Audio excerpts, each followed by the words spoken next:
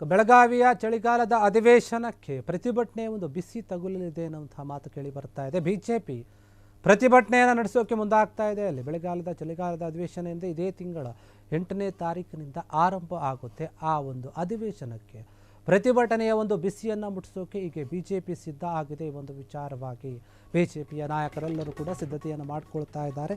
ಬೆಳಗಾವಿ ಚಳಿಗಾಲದ ಅಧಿವೇಶನದಲ್ಲಿ ಪ್ರತಿಭಟನೆ ಬಿಸಿ ಮುಟ್ಟಿಸೋಕೆ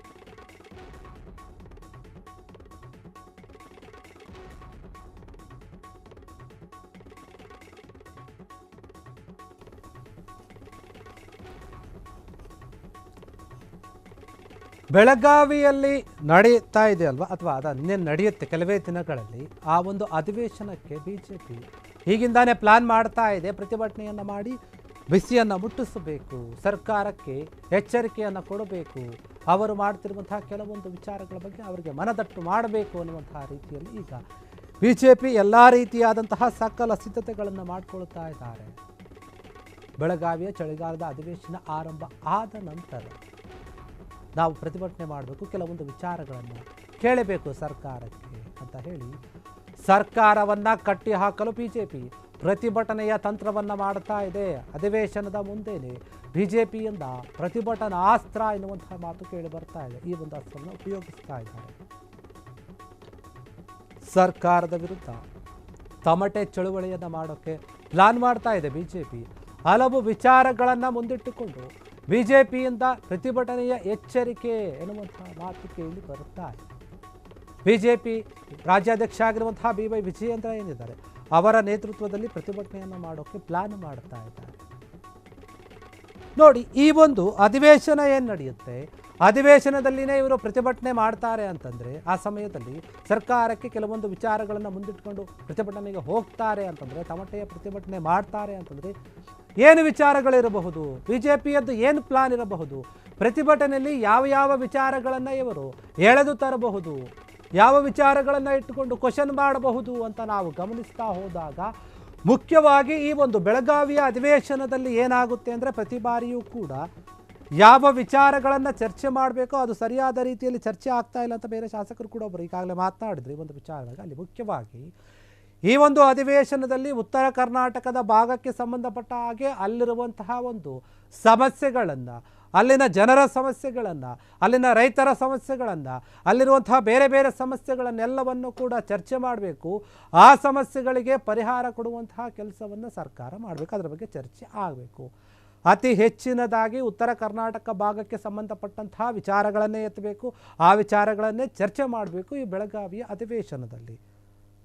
ಆದರೆ ಅದು ಯಾವ ಕೆಲಸಗಳು ಕೂಡ ಸರಿಯಾಗಿ ಆಗ್ತಾ ಇಲ್ಲ, ಬೇರೆ ಬೇರೆ ವಿಚಾರಗಳನ್ನೇ ಬರೀ ಮಾತನಾಡ್ತಾರೆ. ಇದರಿಂದ ಉತ್ತರ ಕರ್ನಾಟಕ ಭಾಗದ ಜನರಿಗೆ, ಜಿಲ್ಲೆಗಳಿಗೆ ಎಲ್ಲೋ ಒಂದು ಕಡೆ ಈ ಸರ್ಕಾರ ತಾರತಮ್ಯ ಮಾಡ್ತಾ ಇದೆ ಎನ್ನುವಂತಹ ಮಾತು ಕೇಳಿ ಬರ್ತಾ ಇತ್ತು, ಆರೋಪ ಕೂಡ ಇತ್ತು. ಈ ಒಂದು ವಿಚಾರವಾಗಿ ಈಗಾಗಲೇ UT ಖಾದರ್ಗೆ ಶರಣಗೌಡ ಕುಂದಕ್ಕೂರ್ ಅವರು ಕೂಡ ಪತ್ರವನ್ನು ಬರೆದು ಮನವಿ ಮಾಡಿದ್ದಾರೆ. ಇದರ ಬಗ್ಗೆ ನೀವು ಸರಿಯಾದ ರೀತಿಯಲ್ಲಿ ಕ್ರಮ ತೆಗೆದುಕೊಳ್ಳಿ, ಆ ಭಾಗದ ಸಮಸ್ಯೆಗಳಿಗೆ ಕೂಡ ಹೆಚ್ಚು ಒತ್ತನ್ನು ಕೊಟ್ಟು ಮಾತನಾಡೋಕ್ಕೆ ಅವಕಾಶವನ್ನು ಕೊಡಿ ಅಂತ ಪತ್ರವನ್ನು ಕೂಡ ಬರೆದಿದ್ರು. ಇದೇ ವಿಚಾರವಾಗಿ ಬಿಜೆಪಿಯವರು ಅದನ್ನೇ ತಲೆಯಲ್ಲಿಟ್ಟುಕೊಂಡು ಹೋರಾಟ ಮಾಡೋಕ್ಕೆ ಮುಂದಾಗಿರ್ಬೋದು. ಮುಖ್ಯವಾಗಿ ಏನಂದರೆ, ಆ ಭಾಗದ ರೈತರು ನಾವು ನೋಡಿದ್ದೀವಿ, ಬಾಗಲಕೋಟೆಯಲ್ಲಿ ಬೇರೆ ಬೇರೆ ಕಡೆಯಲ್ಲಿ ಎಷ್ಟು ದೊಡ್ಡ ಮಟ್ಟದ ಹೋರಾಟಗಳು ಮಾಡಿದ್ರು ರೈತರು ಅಂತ. ಕಬ್ಬು ಬೆಳೆಗಾರರು ದೊಡ್ಡ ಮಟ್ಟದ ಹೋರಾಟವನ್ನು ಮಾಡಿದ್ರು, ಬೆಂಬಲ ಬೆಲೆ ನಮಗೆ ಬೇಕು ಅಂತ ಹೇಳಿ 3500 ರೂಪಾಯಿ ಬೆಂಬಲ ಬೆಲೆಯನ್ನು ಕೊಡಿ ಅಂತ ಹೇಳಿ ದೊಡ್ಡ ಮಟ್ಟದ ಒಂದು ಹೋರಾಟ ಮಾಡಿದ್ರು. ತಾವು ಬೆಳೆದಂತಹ ಕಬ್ಬಿನ ಬೆಳೆಗೇನೆ ಬೆಂಕಿಯನ್ನು ಇಡಲಾಯಿತು. ಅಷ್ಟು ದೊಡ್ಡ ಮಟ್ಟದ ಒಂದು ಪ್ರತಿಭಟನೆ. ಅದಕ್ಕೆ ಮಾಡಿದಂತಹ ಸರ್ಕಾರ ಒಂದಿಷ್ಟು ಬೆಲೆ ಅಂತ ನಿಗದಿ ಮಾಡಿತು, 3300 ರೂಪಾಯಿ ಕೊಡೋಕ್ಕೆ ನಿರ್ಧಾರವನ್ನು ಮಾಡಿತು.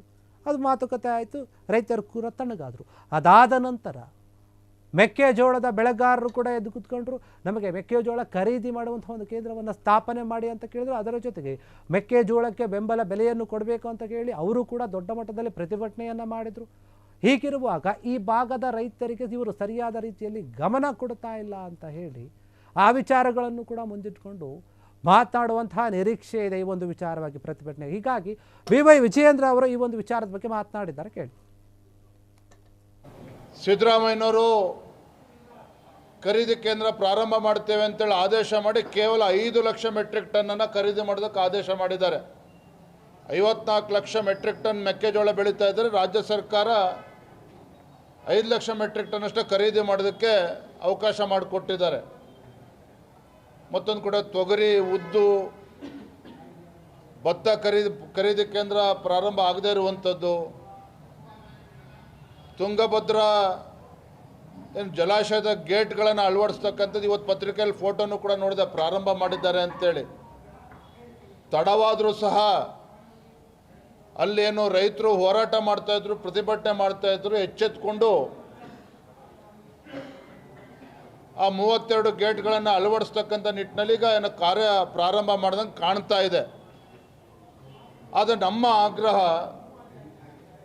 ರಾಜ್ಯ ಸರ್ಕಾರದ ಬೇಜವಾಬ್ದಾರಿತನದಿಂದ ಆ ತುಂಗಭದ್ರಾ ಜಲಾಶಯದ ಗೇಟ್ಗಳನ್ನು ಅಳವಡಿಸುವಂಥ ವಿಚಾರದಲ್ಲಿ ಏನು ಡಿಲೇ ಆಗಿದೆ. ಇದರ ಪರಿಣಾಮ ಏನಪ್ಪ ಅಂತ ಹೇಳಿದ್ರೆ ಆ ಭಾಗದ ರೈತರು ತಮ್ಮ 2ನೇ ಬೆಳೆಯನ್ನು ಕಳೆದುಕೊಂಡಿದ್ದಾರೆ, ಬೆಳೆಯೋದಕ್ಕೆ ಸಾಧ್ಯ ಇಲ್ಲ. ಹಾಗಾಗಿ ಆ ಭಾಗದ ರೈತರಿಗೆ 25,000 ರೂಪಾಯಿ ಒಂದು ಎಕರೆಗೆ ಪರಿಹಾರವನ್ನು ಕೊಡಬೇಕು ಅನ್ನುವ ಆಗ್ರಹವನ್ನು ನಾವು ಅವತ್ತಿಂದನೂ ಕೂಡ ಮಾಡ್ತಾ ಇದ್ದೇವೆ. ಸೊ ಇವೆಲ್ಲ ವಿಚಾರಗಳನ್ನು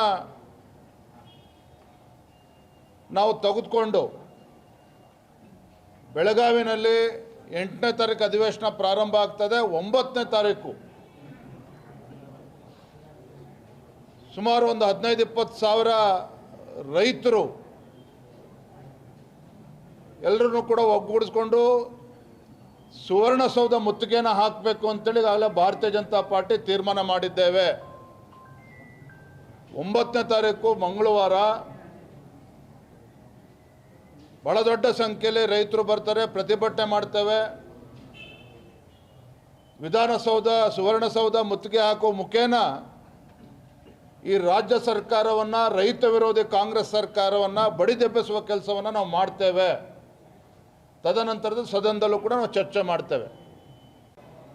ಸಿದ್ದರಾಮಯ್ಯನವರು ಖರೀದಿ ಕೇಂದ್ರ ಪ್ರಾರಂಭ ಮಾಡ್ತೇವೆ ಅಂತೇಳಿ ಆದೇಶ ಮಾಡಿ ಕೇವಲ 5 ಲಕ್ಷ ಮೆಟ್ರಿಕ್ ಟನ್ನನ್ನು ಖರೀದಿ ಮಾಡೋದಕ್ಕೆ ಆದೇಶ ಮಾಡಿದ್ದಾರೆ. 54 ಲಕ್ಷ ಮೆಟ್ರಿಕ್ ಟನ್ ಮೆಕ್ಕೆಜೋಳ ಬೆಳೀತಾ ಇದ್ದರೆ ರಾಜ್ಯ ಸರ್ಕಾರ 5 ಲಕ್ಷ ಮೆಟ್ರಿಕ್ ಟನ್ ಅಷ್ಟೇ ಖರೀದಿ ಮಾಡೋದಕ್ಕೆ ಅವಕಾಶ ಮಾಡಿಕೊಟ್ಟಿದ್ದಾರೆ. ಕ್ಷಣ ಕ್ಷಣದ ಸುದ್ದಿಗಳಿಗಾಗಿ ಫ್ರೀಡಂ ಟಿವಿ ಸಬ್ಸ್ಕ್ರೈಬ್ ಮಾಡಿ, ಲೈಕ್ ಮಾಡಿ ಹಾಗೂ ಫಾಲೋ ಮಾಡಿ. ಹೊಸ ಸುದ್ದಿಗಳ ನೋಟಿಫಿಕೇಶನ್ಗಾಗಿ ಬೆಲ್ ಐಕಾನ್ ಮೇಲೆ ಕ್ಲಿಕ್ ಮಾಡಿ.